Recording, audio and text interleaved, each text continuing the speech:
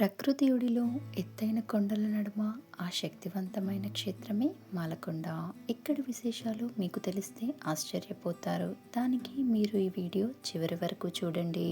Hello friends, welcome back to my channel Gruhalakshmi diaries. Prakasam జిల్లాలోని మాలకొండ శ్రీ జ్వాలా నరసింహస్వామి ఆలయం ఆంధ్రప్రదేశ్ చరిత్రలోనూ ఆధ్యాత్మికత రంగంలోనూ ఒక విశిష్టమైన స్థానాన్ని కలిగి ఉంది. ఈ ఆలయం ప్రకాశం జిల్లా వలేటివారిపాలెం మండలం మాలకొండ దగ్గర ఉంది. ఈ ఆలయ విశేషాలు ఇప్పుడు మనం తెలుసుకుందాం. విజయనగర సామ్రాజ్యం ఈ ఆలయం అభివృద్ధిలో విజయనగర రాజుల పాత్ర కీలకం.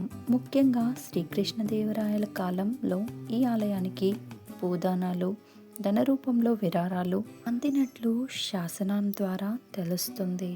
త్రేతాయుగంలో శ్రీరాముడు సత్యలక్ష్మణులతో కలిసి వనవాసం చేస్తున్న సమయంలో ఈ మాలకొండ ప్రాంతాన్ని సందర్శించినట్లు స్థానిక కథనం.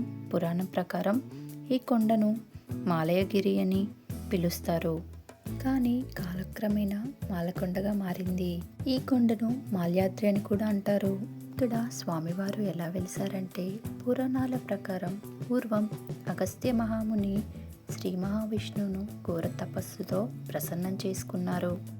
అప్పుడు శ్రీ మహావిష్ణువు అగస్త్య మహామునితో ఇలా అన్నారు: తాను ఈ మాలకొండపై శ్రీ జ్వాలా నరసింహస్వామి రూపంలో కొలువై ఉంటానని. ఈ ఆలయం నవనరసింహ క్షేత్రాలలో ఒకటిగా చాలా విశిష్టత కలిగి ఉంటుందని చెప్పారు. కానీ భక్తులకు మాత్రం శనివారం మాత్రమే అందుబాటులో ఉంటానని, మిగతా రోజులో గంధర్వులు, దేవతలు నన్ను పూజిస్తారు అని పేర్కొన్నారు. శనివారం మాత్రమే ఈ ఆలయం తెరవబడి ఉండటం ఇక్కడి విశిష్టత. ఈ కొండపై స్వామివారు సహజ సిద్ధమైన కొండ గుహల్లో కొలువై ఉండడం ఇక్కడి ప్రత్యేకత. భక్తులు స్వామివారిని చేరుకోవడానికి సుమారు 970 మెట్లు ఎక్కవలసి ఉంటుంది. ఈ ఆలయంలో మరో ముఖ్య విశిష్టత ఉంది. అది కొండపై ఉన్న లక్ష్మీ అమ్మవారిని వెళ్లే దారి కొండల మధ్య చాలా సన్నగా ఉంటుంది. అయినా కూడా ఎంతటి లావువారైనా ఈ దారిలో వెళ్ళగలరు.